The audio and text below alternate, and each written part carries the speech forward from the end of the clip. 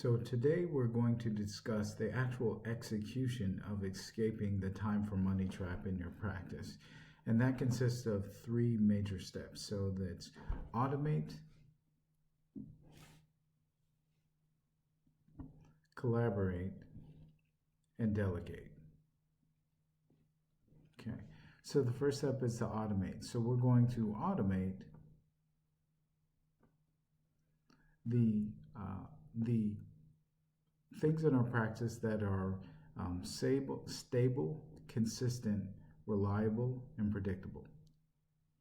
And so those things consist of things that are primarily patient-facing and or things that we execute in our practice on a daily basis. So that could be patient registration, patient paperwork, simple billing tasks, things that we do on a consistent basis that are stable, consistent, measurable, reliable, and repeatable. Okay, and then we're going to collaborate. So what we're going to do is we're going to work in collaborative practice with our practice extenders, our PEs, like APNs, PAs if you're in the States, and NPs, nurse practitioners, or when we say APNs, we mean advanced practice nurses. Okay. And then we're going to delegate. So we're going to delegate those non-critical components of our practice, our daily practice. The things such as patient interactions that are not necessarily, don't require the highest level of your expertise or time. So what that looks like in terms of actual execution and implementation is a multi-step process. The first part is to add telemedicine. Okay, and if you want to know exactly why, we covered that in our previous video. Just go check that out. But the simplest part is to remove the limitation of time. Okay, so the time it takes to travel, the time it takes to check patients in, the time it takes to see patients.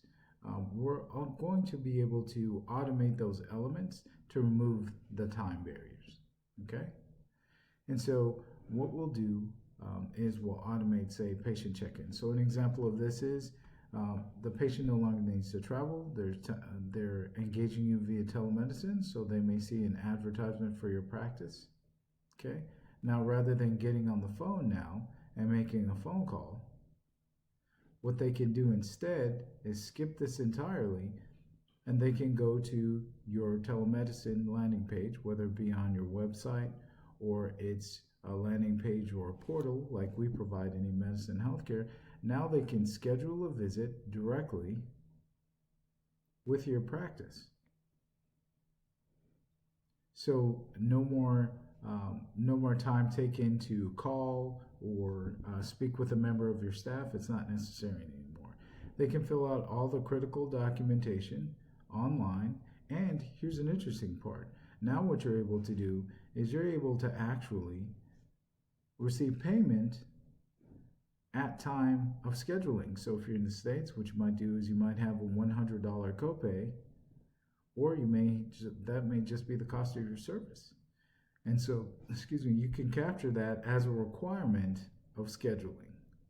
You can capture that up front.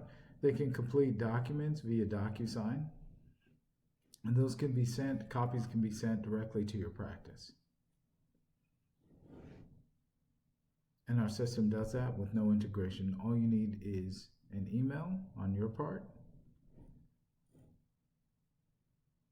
and a Zoom or Google Meet account, and we can set you up completely. But this isn't about us, this is about you. Okay, so that's the first step. The next thing we're going to do is we're going to talk about collaboration. What does that look like? So in terms of collaboration, what does collaborative practice look like in this equation? How do we solve for that? Okay, well, it's quite simple. You as a physician, you're going to collaborate with your preferred number of practice extenders. So if you're in Texas, I think that's 7. If you're in Ontario, that may be anywhere from 3 to 5, just depending on the current state of legislation. And so now, you're now able to reach multiple patients more efficiently. Okay, so your practice extenders can see multiple patients per hour via telemedicine. And guess what? These practice extenders don't even have to be in your brick and mortar practice. So in terms of your productivity per square foot, you've drastically increased that because they don't actually have to be present in your existing practice. Now, you as a physician, your responsibilities are chart review and, of course, consultation. Both of these things here leverage the most valuable component of your capability. You're a knowledge worker. You earn what you learn.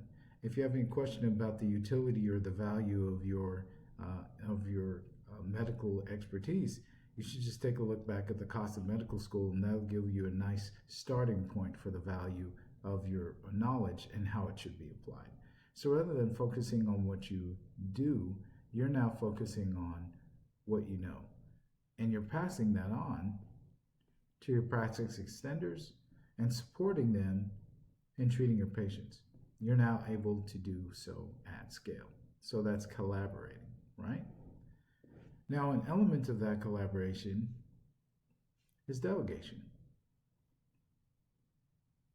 So we've now seen that we're able to delegate to our practice extenders the online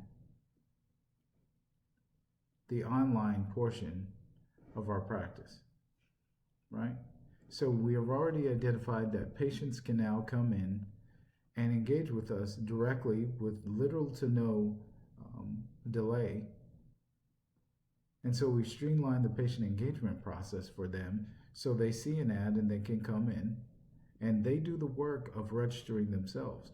They make the payment up front to nail down the appointment, so we don't have to worry about chasing them for billing or cancellation. We have a payment method on file, an alternative payment method on file. Additionally, we've also delegated to our practice extenders the engagement portion of engaging with patients online. So our triage, in terms of identifying the acuity of the situation, the particular disease state, the necessity for additional care, these patients now, where necessary, if they're local, can be referred into a brick and mortar practice to see us or to see a physician. Excuse me. They can also be treated online where they are relatively quickly in the comfort of their own home. And then if they're not local, they can be referred out to another brick and mortar practice in their area with the proper referral to see another physician. And so what we've done is we've delegated to the patient the non-critical components in the patient engagement process, registration, payment, filling out the necessary documentation, etc., in a way that's simple and completely automated, so we're not chasing documentation, which frees up office staff. We've delegated the initial patient engagement and triage to our practice extenders, who again don't require a brick and mortar location. They just require the digital infrastructure that we're providing via telemedicine for them to engage with the patients. And then additionally, they can refer as needed, because we're actually, or rather the physician is actually engaging with the practice extender, right? And what they're doing is the practice extender is becoming more competent over time. Forgot to put my E's in there for practice extender. The practice extender is becoming more competent over time as a result of that direct input from the physician. We can see there the value of your expertise is increased exponentially. There's an exponential increase in the value of your expertise because it's going to a practice extender who requires less explanation in terms of the technical capabilities or the technical value. And so there's less stress on you as a physician in terms of communication.